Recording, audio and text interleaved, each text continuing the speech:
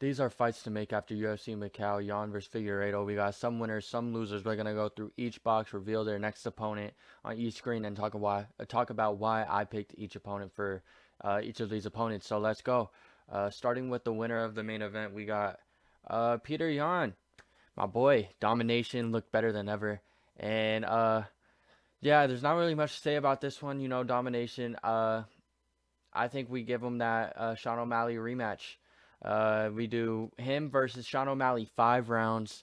We need to see 5 rounds for them, and we yeah, it was a close fight last time.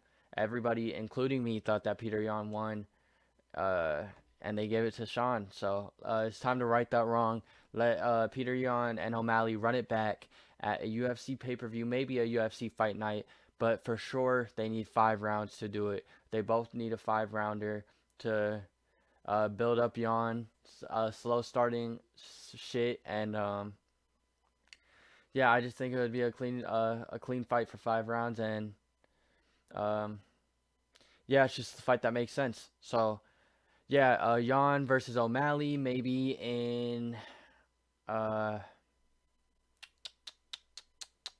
let's go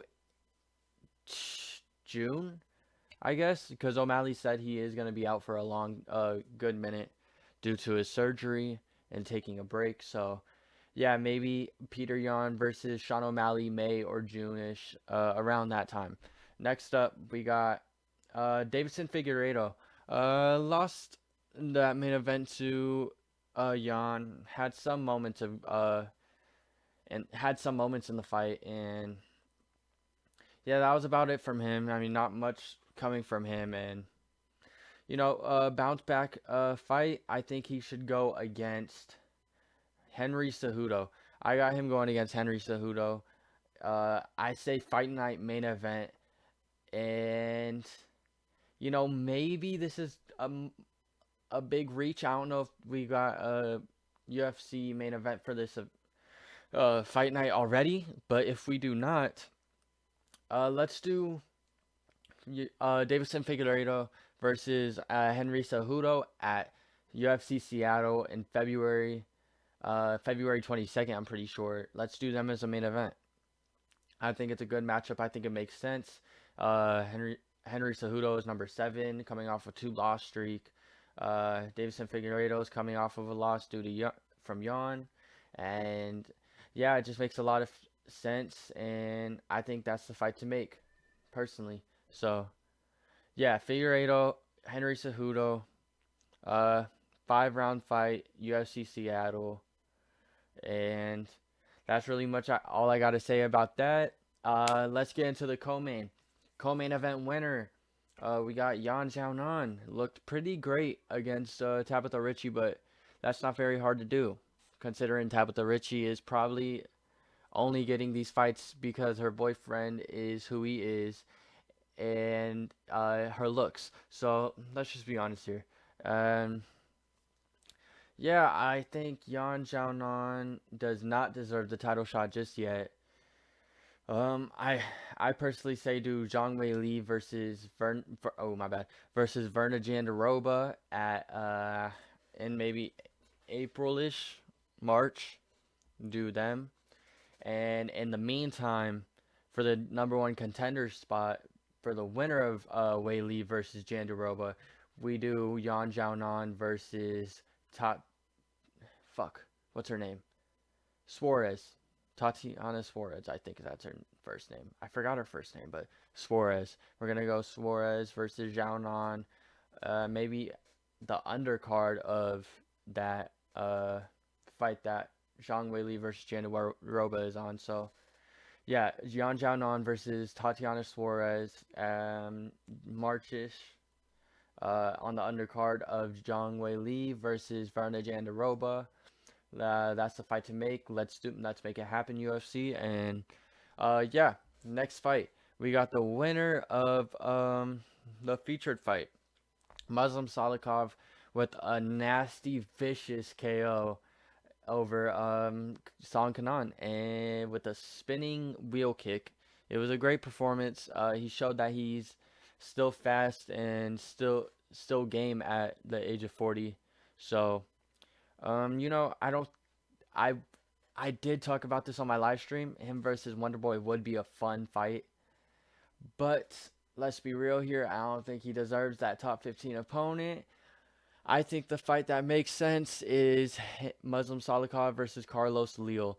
Carlos Leal recently lost to Renat Fakhretdinov coming off of short notice, and he easily got robbed at UFC 308. Maybe that was just the roids that from him coming off from the regional scene. We all know the regionals take roids, and he probably didn't get drug tested. So yeah, he probably was on the roids. But let let's make this fight happen and see if it was the roids. Um, yeah, I think this fight makes a lot of sense. You know, it. I think it would be a great match. I don't really know what to say about these two, right? Really, I mean, it's gonna be a good fight. You know, kickboxer versus karate, and or is he kung fu? I forgot what he is, but kung fu versus kickboxing, karate versus kickboxing, same shit. You know, either or, it's still a great stylistic and fun matchup to watch. And yeah, that's really all I got to say about that one. Next up, we got Carlos Alberg winning via unanimous decision over Volkan Oezdemir. Good performance by Carlos Alberg. He showed that he can hang with the top dogs. He has very fast hands, very fast kicks, good counter striking, and yeah, he's not scared to fight. So you know, I think there's only really one fight that makes a bunch of sense.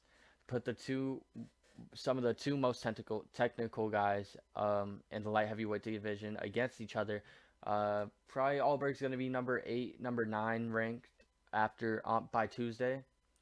So I say put him against the number 5th ranked Alexander Rakic.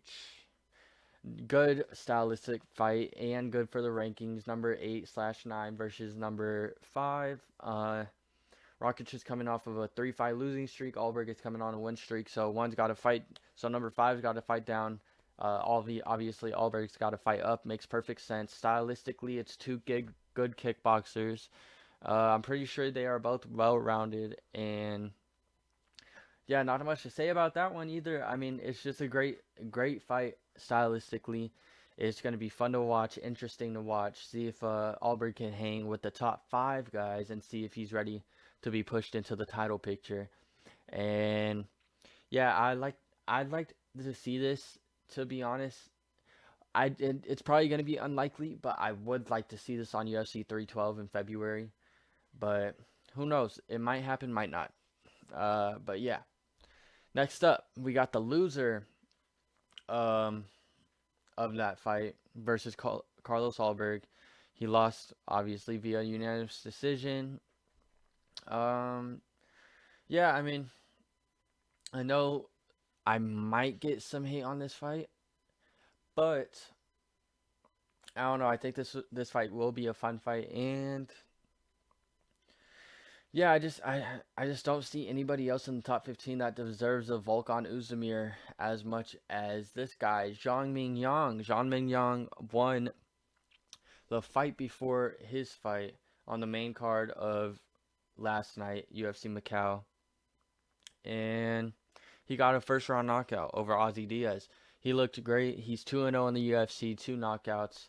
I think it's time to. There's not many people in the UFC light heavyweight division. I don't think there's anybody in the light heavyweight division right now that are unranked that makes sense to fight Zhang Mingyang. Um, yeah, I mean, I think this fight makes perfect sense. On top of that, I think it's a great stylistic matchup. I think it's fun. Maybe put this on a UFC fight night. I don't know where to put this fight, to be honest. I'm trying to figure out a place off the top of my head, but I kind of can't. So, but either way, that's the fight that I want to see happen. That's the fight to make. UFC make this fight happen. And yeah, that's really all I got to say about that. Two heavy strikers. There's for sure going to be a knockout in that one. Both going to brawl with each other. And uh, yeah, it's a fan favorite matchup. Let's see if Zhang Mingyang is the real deal. And let's see if he can hang with Volkan Oezdemir.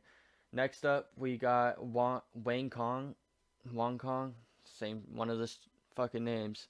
Um, Sadly, she got her hype derailed because UFC fans can't get shit for the UFC women's divisions. We can't have nothing nice. Nothing nice. Uh, yeah. What does she do next though is the question. I think I don't think all her hype. Oh no, let me stop. All her hype is probably gone, but I think the perfect fight to make that hype maybe come back or maybe start to build her back up. Do her versus JJ Aldrich at a UFC fight night. Let Wong Kong do her thing. Hopefully she knocks out JJ Aldrich and maybe builds her hype back up. Has a good promo on the mic, and I think just like that, her hype would be right back up to where it was, and we'd get right back on track. Hopefully, and I think this fight does make a good amount of sense. I'm pretty sure JJ Aldrich is coming off a loss from Veronica Hardy. Uh, Wong Kong, Wayne Kong, same shit. She's obviously coming off her loss from last night. Yeah, I just think this is a good fight to boost her confidence back up and boost her hype back up. So yeah, make that fight happen as well. Kong versus Aldrich. Maybe in April, maybe April, March, one of those. Next up, we got Loyner Kavanaugh. Uh, Good fight against fuck, what's his name? Ochoa. Jose Ochoa. Good fight against him. Show Showed that he has ah. What am I trying to say here? Fucking. He showed that he could go all the way. He did show slight holes in his game, and uh, yeah. I mean, what's it called? Fucking yeah, good prospect. Don't put him up against someone too experienced yet. I don't think he's ready for that based off of his performance. I say put him against another young prospect, 2-1 in the UFC. Or 1-2 in the UFC. Put him against fucking Dos Santos. I think that's good. Felipe Dos Santos. I think that's a good stylistic matchup. I think it makes a lot of sense. Dos Santos is coming off of a loss from Andre Lima, while Kavanaugh just made his impressive UFC debut. I think this fight makes a lot of sense. They're both strikers, and I don't know. I like that fight a lot. I just think that fight would bring a good amount of hype and it would deliver. So yeah, make that fight happen. Kavanaugh versus Dos Santos. Another fight, not much to talk about. Next up, we got Carlos Hernandez getting a decision over Niam something something something, and yeah, good performance. He's actually not that fucking bad.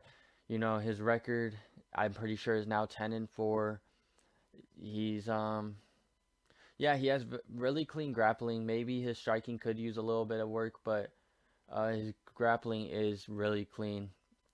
So I say put him against another grappler. Put him against Jafel Filho. I think that's a good fight. Stylistically, Jafel Filho is a jiu-jitsu guy, I'm pretty sure. They're both taller. They're both on the taller side. And yeah, I just think that's a good fight. Put that on a crowded fight night event. Uh, maybe even a UFC Vegas card. Who knows? But yeah, that's the fight I want to see for Carlos Hernandez next, and we'll go from there. After that, we got the last person on this video. We got Long Zhao getting an impressive KO over Quang Lee last night. He started off a little rusty, picked it up during the second half of the first round and started tweaking out. So, and then he got that third round knockout with the 1-2 and then finished him off with hammer fist. So, yeah, I don't want to boost him up too much, but let's put him up against Gaston Bolaños. I think that's a good fun fight. Um, I know these are not a lot of big names on the screen right now, but these are fights to make, good fights to make, and they will deliver, in my opinion. These are all entertaining fights, so Yeah, let's do Long Zhao versus Bolaños fought, I'm pretty sure. When did he fight? He, I think he fought last week. Uh, Not last week. That was UFC 309. UFC Vegas 100. I'm pretty sure he fought, and yeah, he ended up winning. And not much to say about this one, really. I mean, just a fun fight that UFC could make as a UFC Vegas card, on the prelims. And yeah, that's pretty much it. I mean, look around on these fights. I really like all of them. So yeah, that's probably gonna be it for this video. I'll catch y'all next time. Uh, make sure to subscribe, comment what fights you agree with, and comment some fights you disagree with. And if you disagree with any of these fights, comment the fights that you do disagree with, and let me know what fights you would rather make. And yeah, help me get to that homepage. We trying to build this channel up. Let's get it. Uh, but other than that, I'll catch y'all later. Peace out.